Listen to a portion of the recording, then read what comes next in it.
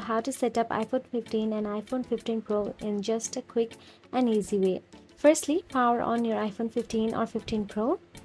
After that, choose a Wi-Fi network and enter the password. Now follow the prompts to activate your iPhone. This typically involves verifying your Apple ID and agreeing to terms and conditions.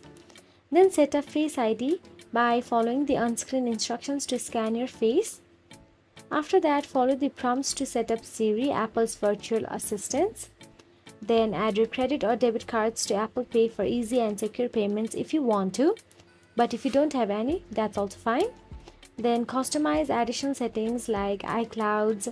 So basically iCloud is very easy or very necessary in iPhone. Choose a preference for iCloud settings, include iCloud Drive, photos and more. These settings determine how your data is stored and synced across your device. You can customize various settings such as app analytics, true tone and more.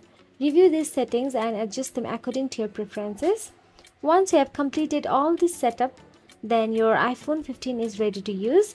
Explore the App Store, set up your email accounts, download your favorite apps and start enjoying your new Apple device. So that's it. If you found this video helpful, please like, share and subscribe our channel, and thank you so much for watching.